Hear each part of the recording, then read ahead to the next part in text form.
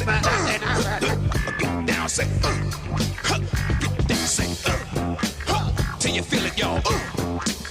Get down, y'all. Get down. Get down.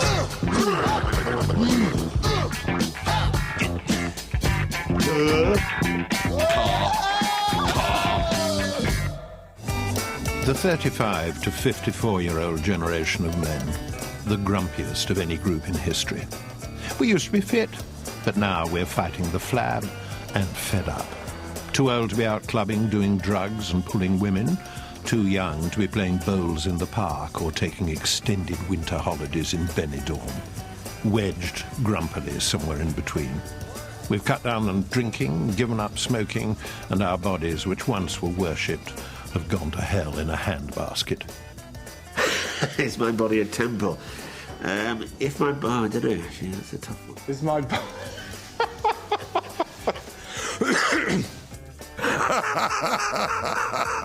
Is my body a temple?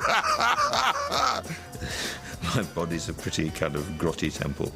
Well, just look at it. Is my body a temple? Just look at it. Of course it is. It's a bit of an acropolis of a temple nowadays. My body a temple, please give me strength. You have to live within your skin, and age 57, I can hardly say my body's a temple.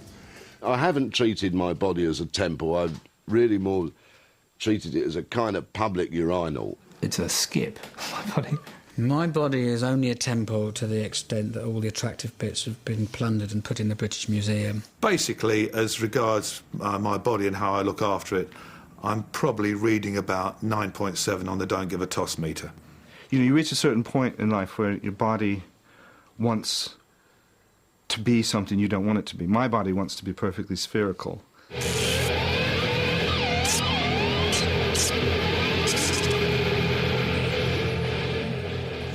When we were kids, food was a simple pleasure. Fish and chips, eaten out of newspaper with real newsprint on it. Meat pie and chips cooked in animal fat, saturated in grease, liberally sprinkled with salt, drowned in vinegar, or bangers and beans. Toad in the hole, spotted dick, bubble and squeak, all that farting. And then there was toast and dripping, simple pleasures in our simple lives. We had brown food and green food and ice cream. We'd eat things like stuffed heart, any sort of offal we'd eat. Stuffed heart, pig's trotters, tripe, brains. I remember as a kid having brains on bread and butter, all mashed up. It was fantastic. Look at the look he's giving me there. Beautiful stuff. When our grumpies were young men, there was a cafe on every corner, where the chef would come out of the toilet without washing his hands, cook you fatty chips in enough grease to control John Travolta's quiff, and you'd leave full to bursting and 5 bob worse off. I can remember the days in London where there were some fantastic restaurants where you could get all the classic, English food, like a shepherd's pie. I know of only 2 in London now, just 2 where you can get real traditional great English food. And then it all began to change. The stuff you used to learn from your grandma started becoming show business. Pioneers in a long line of celebrity chefs who'd go on to overcrowd every corner of the TV schedules were Fanny and Johnny Craddock. And you begin by this very familiar gesture, loosening all the skin. You see, like this. Incidentally, this, like me, is an old boiler. Fanny Craddock, It's a nice, inexpensive old boiler. I didn't like her at all. It was just like, even then, it was television, funnily enough. It wasn't... Even I could see then that it wasn't about teaching people to cook nice food. It was about her being a bossy woman. No, Johnny, not at the Albert Hall. As kids, we all sniggered at all those horrible jokes about a pant in the country. Some of us are still telling them. Next week, I'm going to show you how to make your sausage skins look like Johnny's. And Johnny went, and I'll be showing you how to make your donuts look like Fanny's. Then a new kitchen dominatrix took us by the ear to guide us towards a whole new attitude to food. And boy, did she make it exciting. We're going to start our potato adventure with a very special recipe for mashed potatoes. She says, I think I'd better tell you how to cook potatoes. You take a pan, A pan is a metal implement you'll find in the kitchen. The kitchen is a room at the back of the house. A house is a building in which...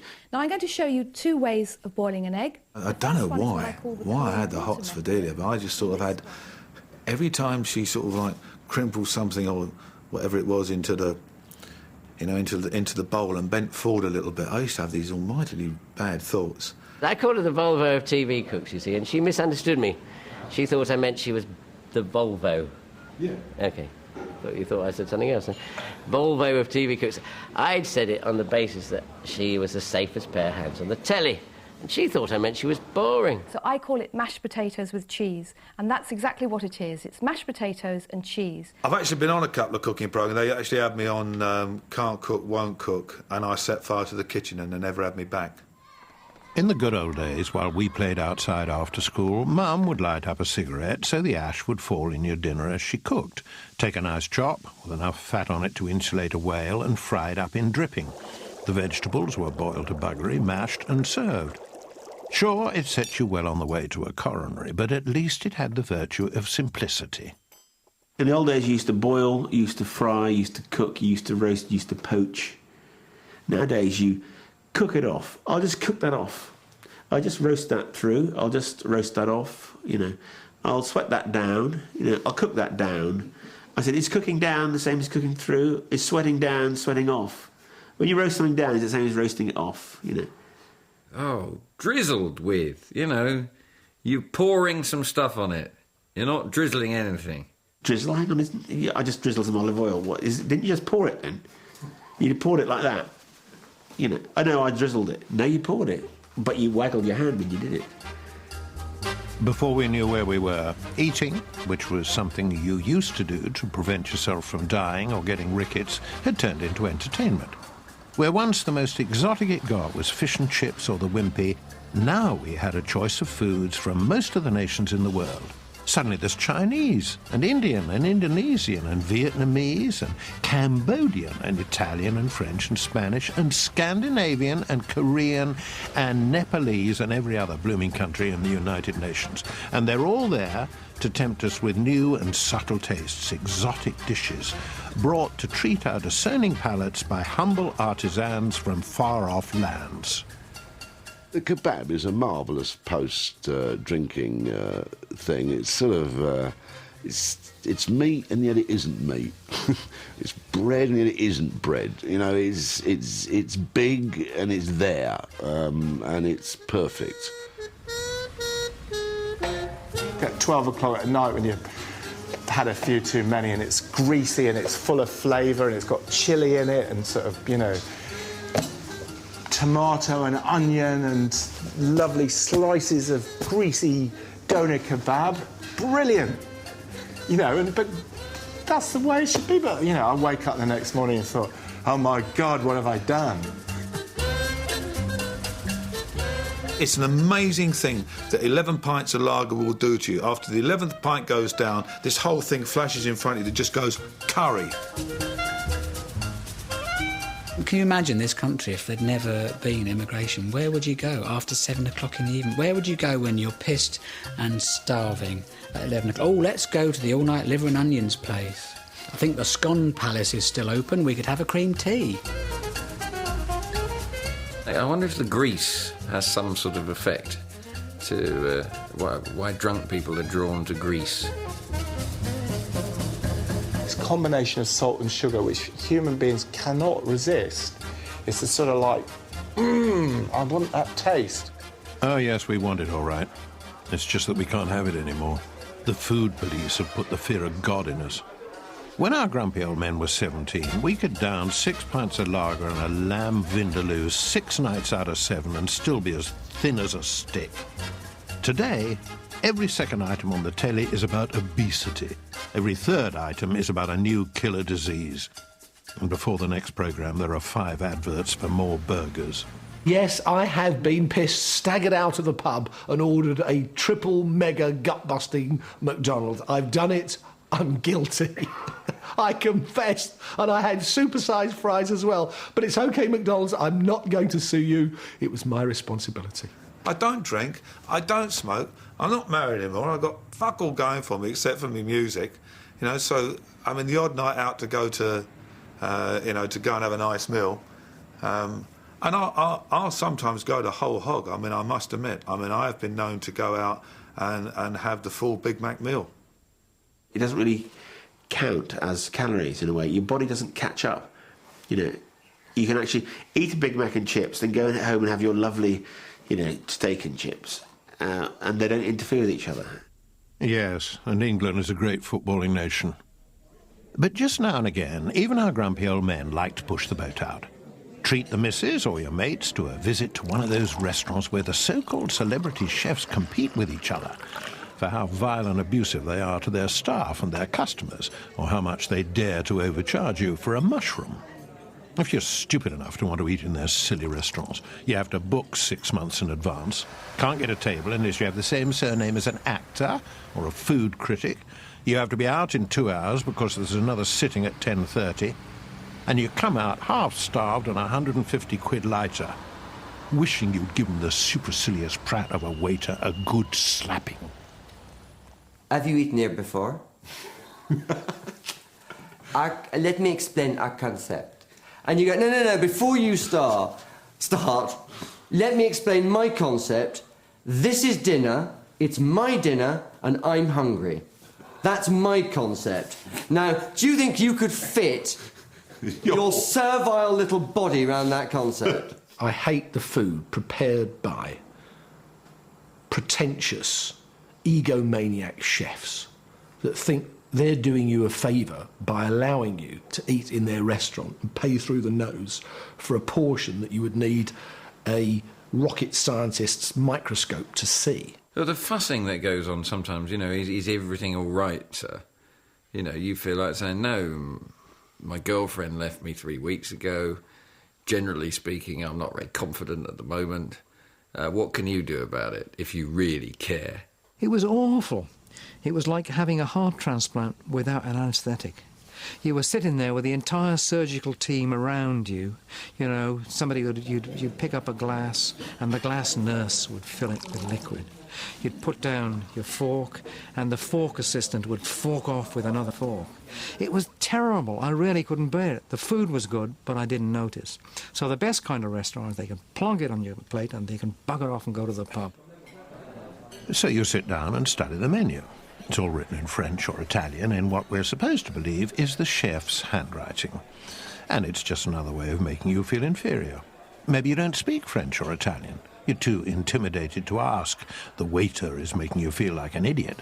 And you end up ordering marinated calf's brains when all you wanted was a prawn cocktail.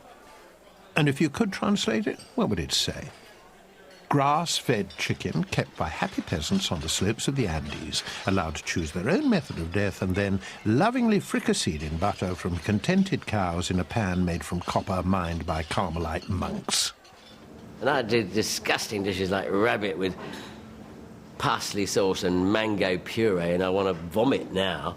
But in the old days, it's what they wanted. I mean, anything went. You know, you put a bit of kiwi on a Dover sole. Wow, that's art. I was the host, and they gave me a menu which had the various dishes on, but it didn't have a price, but it had a number on it. I thought, well, that's a bit odd. You don't order food by numbers. It's not a sort of a wine list, or it's not a Chinese takeaway. So I said, well, what's this number then? It said 1994. And he said, oh, sir, that was the date on which the chef created that particular dish. You know, I leant over. Was sick on the carpet. And then there's the latest stupid nonsense. Instead of arranging the food around the plate so you can see what you're eating, it's all stacked up in a high pile. Does anyone know what that's all about? It's like the plate is that big for a good reason. It's so you can spread all the food all over it. Don't waste the edges by piling it all up. Bits sticking up here and little splashes of this and that. They pile it all up in the middle and then put squiggles on the top and then... But you always left the feeling you needed a packet of munchies because you never had any to eat. It was all pictures. I don't know about you, but to me a picture is not to be eaten, it's to be looked at. And when you finally get to order, you always seem to want what the bloke on the other table's having. after I've ordered the linguine marinara, I look up, and there on the other side of the restaurant is a man lifting an enormous hamburger, and that's what I want. I think probably all men in particular have had the experience of just, ordering the menu and just thinking, well, can we just have some chips, please? Or, can we at least have mashed potatoes? Does it have to be, all these vegetables that you've never heard of? But you can't actually say that, because at any sign of dissent, anything short of grovelling and sycophantic appreciation of the fine art of the chef, you risk humiliating rebuke. My father, God rest him, he went to a French restaurant and he disapproves of garlic, and he made me, because I speak French, ask the waiter, could he order something, is there anything he got without garlic in a French restaurant? And the boat said, this is a French restaurant, everything has garlic, and threw us out. So 45 minutes, and I did say something like, well, nice to see you finally arrived, or some, quietly ironical remark like that, and feeling pretty pleased with myself, I tucked into the food and da-da-da, and as I was going out, the bloke who I think was running was by the cash disc, and he said, we've had enough of people like you. You've been in here before, haven't you, doing it? I said, this is the first time I've been to this. He said, look, I don't want to see you here again. Get out. I never want to. I said, this is the first time I've been to your fucking restaurant. It's the sort of reverse principle of what used to happen at those old Greek kebab houses when you went in and they say, nice to see you again, sir. And it was the first time you'd ever been there in your life, And having charged you 25 quid for a piece of steak the size of a snuff box, or 20 quid for less cod than they put in the average fish finger, next comes the most outrageous rip-off of all, the wine list. And our grumpies have very little patience for the bore for England ponce at your table who wants to make an exhibition of himself. All this sniffing the cork and sniffing it. I know when it's gone off. That's about all I know, is if the wine's gone off, I can tell. I think that people who pay absolutely squillions of pounds for wine and go on about it all the time, I do suspect an enormous level of chicanery there. I'm sorry, I do. Oh, it's so confusing, isn't it, what to do about wines, with all the different sort of exotic descriptions of them. It's all...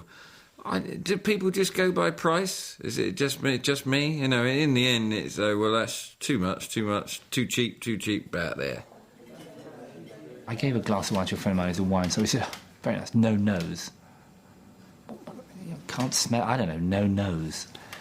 Was that good? Was that bad? I don't know. The stuff they write on the back of their bottles, particularly in Australia, is just absurd, Peaches, tangerines, passion fruit, leather notes, cigar boxes. Leather notes, they said leather. I'm getting chocolate. I'm getting burning rubber. Yeah, elements of Pepsodent may be perceived in the lower dregs. If I were drinking wine and I was getting chocolate and burning rubber, I'd be looking around the kitchen thinking, hello. Stone fruit, peaches, grapefruit, hazelnut flavours, underscored by butterscotch and honey. It's a little overblown. I just need to know if I'm going to like it or not. Red wine, it's always I find it very jammy. I think it's extremely jammy. And I always think they're talking about their job as a TV wine critic, which is very jammy, I'm getting blackcurrant, I'm getting damson, I'm getting piss. What is the point in spending a fortune of money getting arsehole when you can do it for 5 quid and half the time, how much is that bottle of Chianti there in the little raffia basket? That's 40p, sir. But we've got a special offer of 4 gallons of it for 70p. That's the one. Chips. So, if the prospect doesn't appeal of being bullied by egomaniac chefs and coming out of the restaurant starving, there's no such risk at the other end of the food chains. No. Down here, if you ask for a small Coke, you'll get a bucketful. A medium is half a gallon, and a large would put out the Great Fire of London. Ask for some popcorn, and it comes in a dustbin. Ask for a hamburger, and you get extra fries for free. Everywhere we look, it's go large this and triple extra that. A vast choice of super-saturated, cholesterol-engorged, gut-wrenching junk.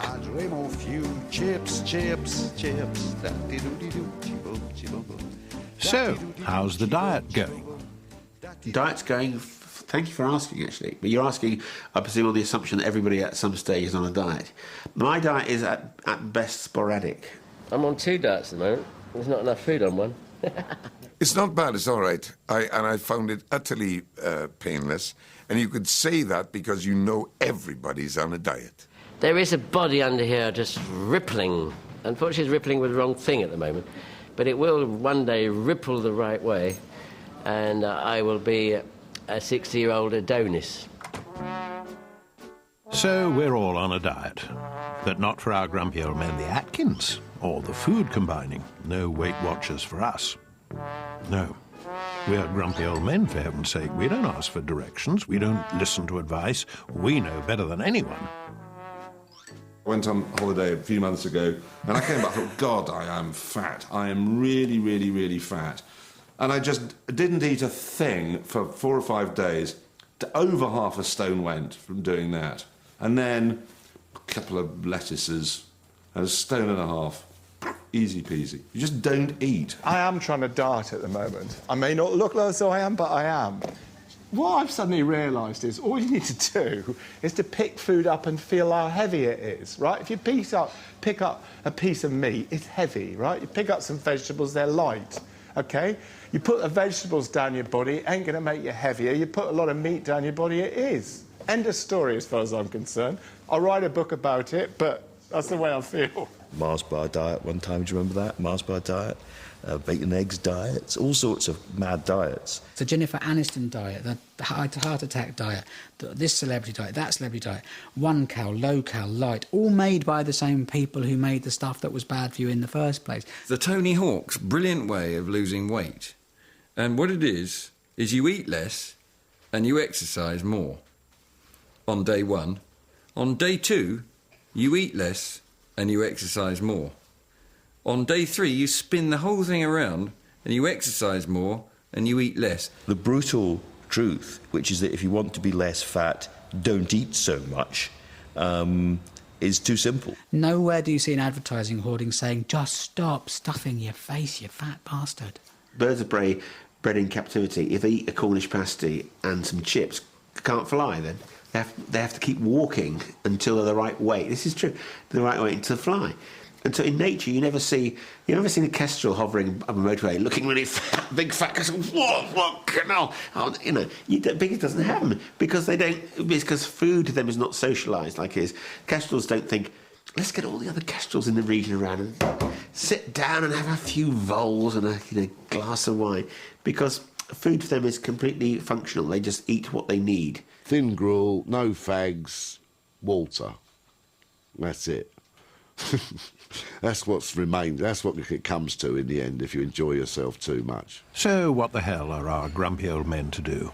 We're assaulted on all sides by dire warnings from the food fascists about how chickens are kept in conditions nearly as cramped as the London Underground, how cows are forced to eat their own brains, and burnt toast gives you cancer. Turn on the news, and there's a story about the endless supply of food out of a Jacques Cousteau nightmare brought over in hand luggage from distant continents. So, it's not surprising that occasionally, just occasionally, a grumpy might resort in desperation to one of these. 57 varieties of nuts and seeds, or organic lettuce steeped in untreated sewage, tofu, corn, and muesli. Give me strength. The health food shops are just terrifying because there are all these things there that are apparently good for you that I'd never heard of and I've never bought. So just going into one, you think, my God, I've had no selenium. I always thought it was the name of a girl I used to go out with, and it's just, why is this stuff? And the vitamins that you're clearly depriving yourself of, just terrifying. I've been in health food shops because I like a good laugh. I don't get the whole thing about this organic lark, about why you pay 15 times more for a lettuce leaf that's not been sprayed with something that will actually kill all the diseases that are actually on the organic one that are going to make you shit for a week. 2 carrots, one of which is organically grown, one of which is not. The non-organically grown virtually glows in the dark. It's that big, straight, easy to peel, and then there's this little thing like a pensioner's penis. Can't peel it. When you have finally got the skin off it, you're left with almost nothing. You put it in boil, it is gone. If you actually stopped eating everything that's supposedly bad for you, you'd end up you wouldn't be eating anything. Yes, Just at the moment you might believe you've alighted on the healthy alternative, along comes one of our grumpy old men with more brains than is good for him to ruin your day. The most potent cancer-causing agent in food is the kind of mould that grows on things like badly stored peanuts, okay? It's got some really, really powerful cancer-causing chemicals in it. Well, if you go to Tesco, the food may be a bit fluorescent, but it sure as hell isn't mouldy, and so it doesn't have these cancer-causing chemicals in it. Go to, you know, local... the man with porridge in his beard, you'll find the food may taste good, but by God, it's full of cancer-causing chemicals. Steer clear of health foods. That's my health advice. Yes, we long for the days when things were simpler. These horrible deeds took place well out of sight and well out of mind. And no one felt the insatiable urge to ram unpalatable facts down our throats. We were happy innocents. We just ate what we were given, no questions asked. Today, everyone has a food preference. I don't do dairy, I don't do wheat, I don't do gluten, or, no, sorry, I don't eat anything that has a face. I was a hypocritical vegetarian because I would get drunk and sneak out and eat meat at night in dark alleys, and I would go to Kentucky Fried Chicken and then hide on the floor in an alleyway like American Werewolf. And then one morning I woke up naked in Dewhursts, and I realised that I ate more meat than people who weren't vegetarians. Sometimes you get the feeling it's about getting attention. Is look at me, look how delicate I am, look how important I am, look at all the difficulties I've got with this. It's like, you know, I want some attention. You go into a restaurant and you look at the menu and there's all these little V saying this is a vegetarian. And whenever anybody asks, is there a vegetarian alternative? Yes, they can piss off and eat somewhere else. 10 years ago, if there was a rocket, people were probably rightly spraying it with weed killer. It was up in the pavement. Oh, the rocket's up again. They'd be kicking it to death in between the cracks. Now, some bastard has got it out, shoved it into little sort of, you know, dishes, and is saying organic hand wash rocket and serving it up to you at about 25 quid a throw. It has a light peppery taste. Well, yes, so does pepper, so do envelopes. There are some people who claim to like vegetarian food, and, you know, there are some people who claim that, you know, there are aliens invading the Earth and Elvis Presley's still alive. And I think, what's the point of having a meal if an animal hasn't died in vain and in great pain as well? So there's no getting away from it. In the end, we are what we eat. Our food is full of fat, and guess what? We're fat. It's well past its sell-by date, and so are we. Our food is full of preservatives and... No, that's where the theory breaks down. We are all deteriorating fast. All we want in life is a glass of beer and a bloody great bag of crisps, and to be left a bloody lone. Is that likely to happen? Is it hell? We're doomed to be provoked and harassed and generally put upon until we're all dead, and until that happy day we're all grumpy old men. Heaven help us. The beast in me is caged by frail and fragile bonds. I have a strange craving for beans on toast now. Grumpiness galore on BBC Three in half an hour in the American version of The Office. Rages at the stars. God help the beast in me.